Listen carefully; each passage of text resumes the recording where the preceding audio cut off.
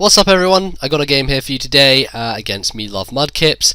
I think this was taken a while ago, a relatively long time ago. Excadrill, as you can see, he is using because it wasn't banned when I played this game, and stuff. So, yeah, I'm using the Ferris team, not much else to say apart from it's a battle and there are Pokemon in it and they kill each other like brutal murderers as you do. So I'm going to lead off with Fortress as he leads with Landers. I'm not really afraid of Landers at the moment, so wow, I'm going to cough myself to death while I set up Stealth Rock. And I'm really looking how much that Earthquake did. I doubt he is banded, probably Scarfed, and I'm just going to roll with that and think, you know, he probably is. So I think he's Scarfed. I'm going to go for the Gyro Ball just to do as much damage as I can to it, but he's going to go straight out to Excadrill, which is great because he actually has a balloon and I can pop that balloon straight away. So not having the Earthquake, I don't actually pack it on this Fortress. I'm going to go out to Vaporeon, probably the best thing I have to take on Excadrill. Even after a Swords Dance, like, I can live an Earthquake and I can most likely kill him with a Surf. So he's going to Swords Dance up, go for the Rock Slide, which I found really strange. I don't know why he did that. Most likely he knew that he couldn't kill me with an Earthquake and therefore decided to go for the Rock Slide, hoping for the flinch and then finish me off with an Earthquake on the following turn. But he doesn't get the flinch. You know, he's no me. He doesn't get flinches like Electros does, because Electros is the king of the flinches. He can't compete. So I'm going to switch out from a Selgor. I'm going to go into this guy predicting the Bug Buzz, but he goes for the Giga Drain, so that's just as good. And this turn, I was like, I think someone was in the call. I think it was Tony. I was like, Tony, I have a really bad feeling. He's carrying HP Fire. And Tony's like, no, don't worry, man. Selgor never carries HP Fire. You'll be fine. And then I was like, okay, I'll stay in. And it hits me with HP Fire and I die. And I'm like, Tony, I told you. And he's like, oh, I'm sorry, and stuff, bad stuff happens, so I don't even remember. Anyway, in comes the Selgor again, and I'm going to go for the Toxic on it because Electros does that and doesn't take very much from Giga Drain because I'm really bulky.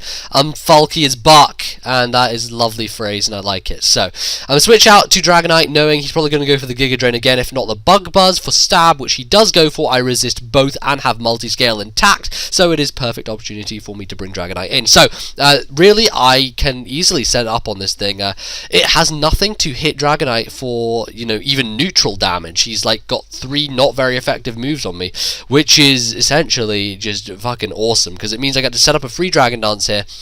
He just lets me set up. It's really good. So I'm going to set up another one. Looks like he can't hit me again, so I'm going to set up another one. In comes Landers. Now here I make a play which lots of people on the stream were like, what the fuck did you do that for and why did you do it? So I'm actually going to go for a third Dragon Dance. Now this looks strange. Basically, I was predicting him to have Hidden Power Ice, and because I have Yachi Berry, I knew that I could live the hit with the Yachi Berry. So I go for the third Dragon Dance because he still had Bronzong, and I knew I couldn't sweep his team unless I could kill the Bronzong with Dragonite, and I needed +3 to do that, so I went for it, and I died from the Stone Edge, and that fucking screwed me a lot because Dragonite was going to be so useful for this entire game, but I lose it because I'm a moron. And yeah, so Vaporeon comes in. Bronzong is going to be kind of forcing me out. Not much I can do, so I'm going to set up a Wish, go out to Victini. Doesn't really need it, but I mean, I needed to switch in Victini before he managed to get rocks on the field, so that's what I do. Go for the Overheat, as I believe he goes to set up his Light Screen here.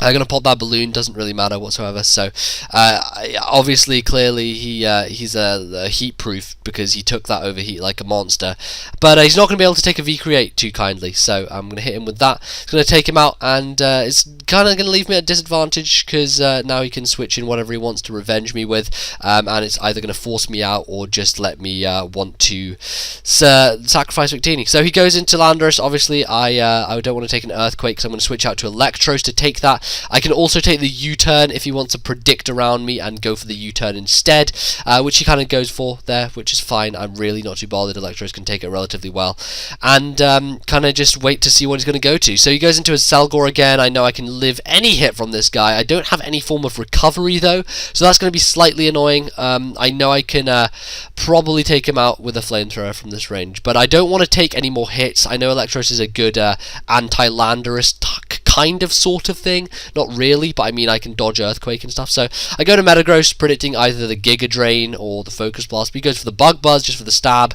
And I don't want to take another one of those. I don't have Bullet Punch, and I'm Scarfed, but I still won't outspeed a Cellgore because that thing is fast as hell. So I'm going to just bait him into going for the HP Fire, go to Vaporeon, predicting that nicely, and just basically let himself kill himself with the Toxic, just let Toxic wear him down, and eventually he will die. So he does die, and his Ninja in a sock falls through the hole. So he goes into Vaporeon of his own. I don't really want to stay in on this thing. I can't personally do anything to it. It's going to set up a Wish, which I know he is going to be wanting to do. But he goes with a Signal Beam.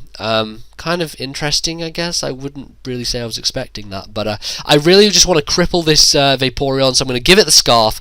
Hopefully, once it's Scarf locked into whatever move, it's going to switch on this turn. So, goes for the Wish, and I'm predicting the switch here, so I'm going to go for the Meteor Mash, just hoping to hit whatever on the switch, and I know they're not going to stay in with the Wish Teeny. And here comes T-Tar, I go for the Meteor Mash, I'm going to hit it, I'm going to kill it, because I'm so happy that I predicted that switch, and I'm going to smash him, but I miss!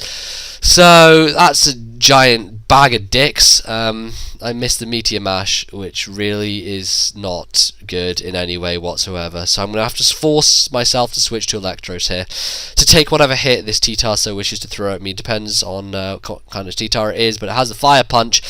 Not only does it hit, but it burns, and I'm going to die here because of the burn. If I hadn't been burned, I would have lived the Sandstorm, but I didn't, so I die. Great, fantastic. So, go to Victini. I can kill it with a Brick Break. I'm pretty sure that Life Orb Brick Break is going to take it out from this range, so I'm just going to go for it. He's got prior damage on him as well, so I'm just going to go and hope it kills him.